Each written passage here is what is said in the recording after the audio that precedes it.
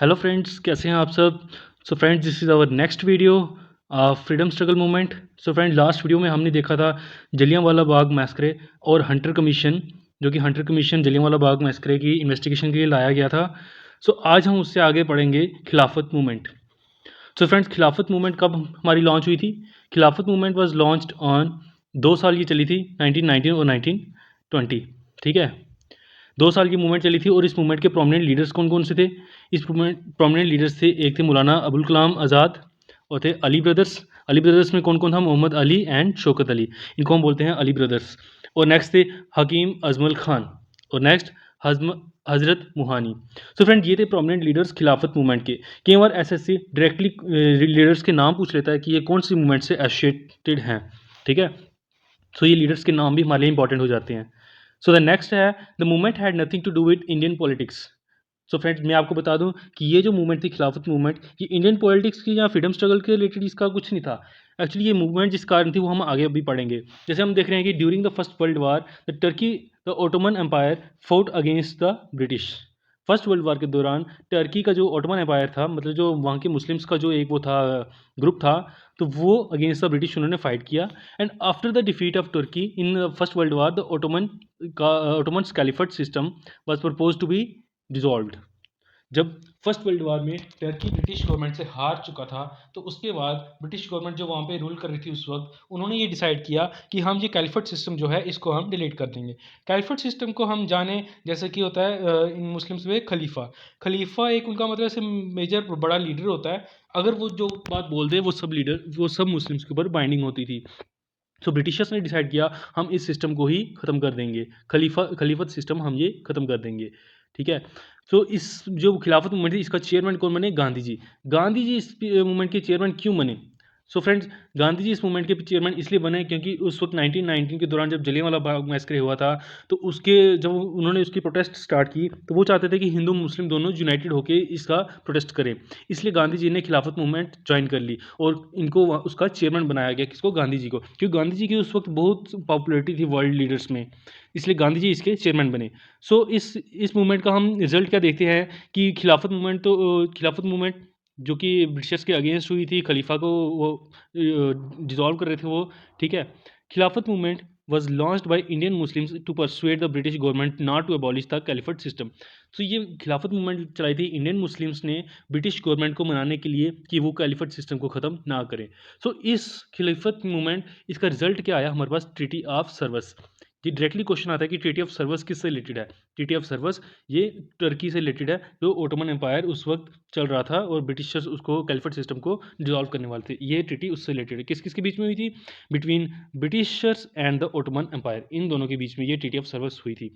Next पूछा जाता है कि वहाँ की मुस्तफ़ा उमर पाशा, ये कौन थे? मुस्तफ़ा उमर पाशा ये थे, he was a Turkey leader to overthrow the caliphate. ये ब्रिटिशर्स के सपोर्ट में थे टू ओवरथ्रो द कैलिफेट। ठीक है, ये था खिलाफत मूवमेंट का। अभी हम आगे पढ़ते हैं नॉन कॉपरेशन मूवमेंट, जो कि इसके बाद आई 1920-22 में। ठीक है, ना इसको नॉन कॉपरेशन मूवमेंट का रिसेंटली एक क्वेश्चन आया हुआ है कि इसका सेशन पूछा हुआ है कि नॉन कॉपरेशन मूवमेंट इसका रेजोल्यूशन कौन से सेशन में पास हुआ, इंडियन नेशनल कांग्रेस के कौन से सेशन में पास हुआ। सो फ्रेंड्स, मैं आपको बता दूं ये हुआ था नागपुर सेशन में। कौन से? ये हुआ था नागपुर सेशन में, इसका रिजोल्यूशन पास हुआ था किसका? नॉन कॉपरेशन मूवमेंट का।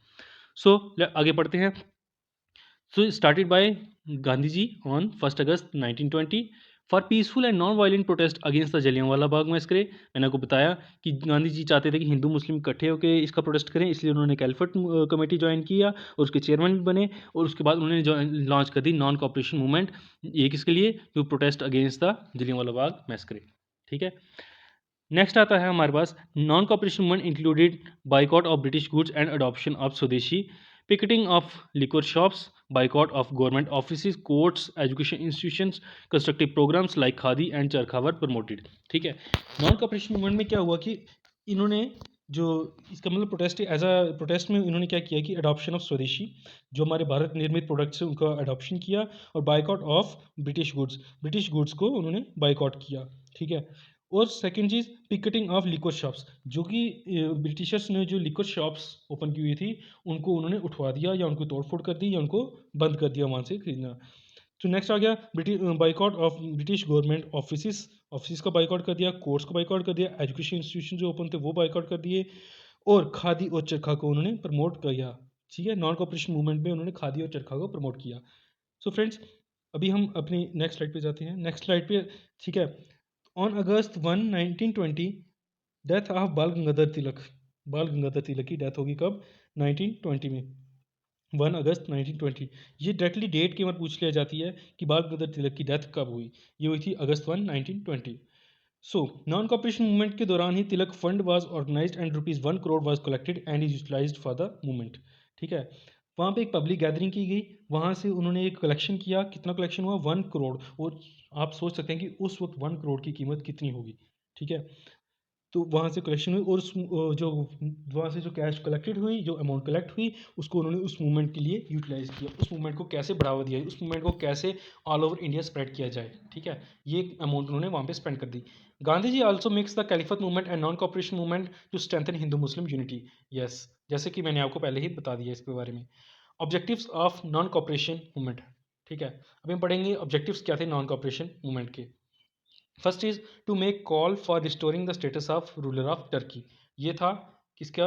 ये था मुस्लिम्स का डिमांड कि कैलिफेट सिस्टम को दोबारा से रिस्टोर किया जाए। ठीक है, to avenge the Jallianwala Bagh मैसकरे। और सेकंड इनका ये था, एम था, ऑब्जेक्टिव था कि जलियांवाला बाग मैसकरे का उसका इंसाफ मिले, जो उसके कल्प्रिट्स हैं उनको सज़ा दी जाए। ठीक है, नेक्स्ट है to secure swaraj within 1 year. ठीक है, as a result Congress became party of masses. ठीक है, इससे क्या हुआ? कांग्रेस की पॉपुलरिटी बढ़ गई और वो आम लोगों की पार्टी बन गई। खादी एंड चरखा became symbols of Indian nationalism. ठीक है, this movement was abruptly withdrawn after चोरी चोरा इंसिडेंट इन 12 फरवरी 1922। ये मूवमेंट कब विदड्रॉ कर दी गई? आफ्टर चोरी चोरा इंसिडेंट। अभी हम पढ़ेंगे चोरी चोरा इंसिडेंट क्या था। ठीक है, चोरी चोरा इंसिडेंट, चोरी चोरा इंसिडेंट कब हुआ? ये हुआ 5 फरवरी 1922।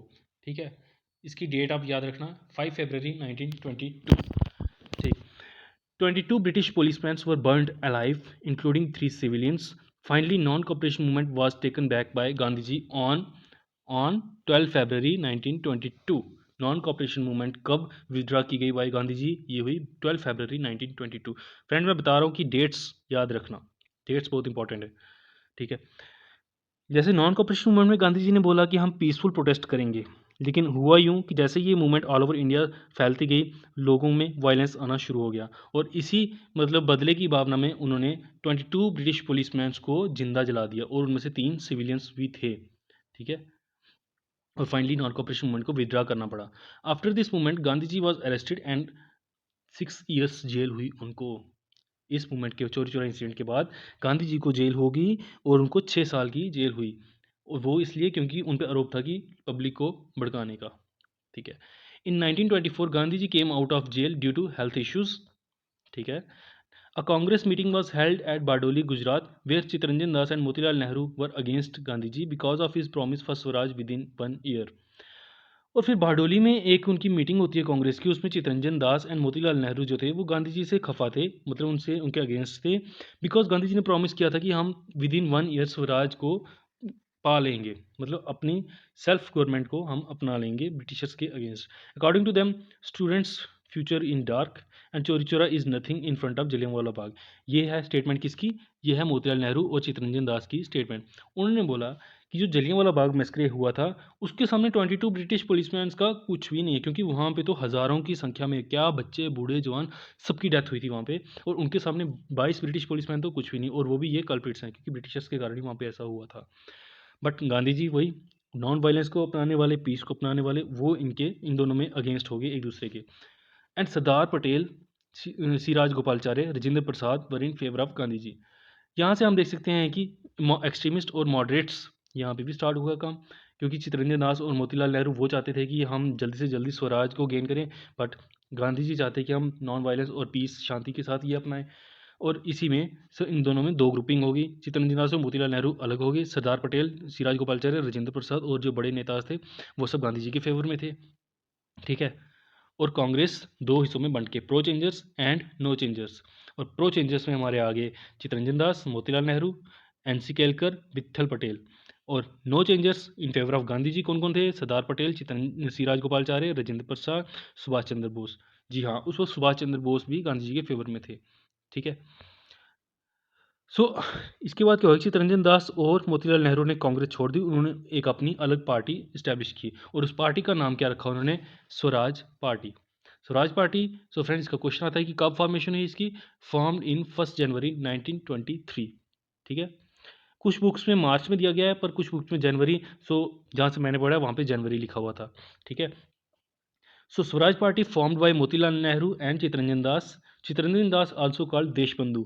सो फ्रेंड्स, ये भी क्वेश्चन आया हुआ है कि देशबंधु किस लीडर का नाम था? So friends, Chittaranjan Das also known as Deshbandhu. He was the political guru of Netaji Subhash Chandra Bose. ठीक है। जैसे हमने पहले देखा, सुभाष चंद्र बोस जो थे वो इन फेवर ऑफ गांधी जी थे, बट उनके पॉलिटिकल गुरु कौन थे? चित्तरंजन दास। ठीक है। विठल भाई Patel, brother of Sardar Patel, was also first speaker of central assembly और लोकसभा।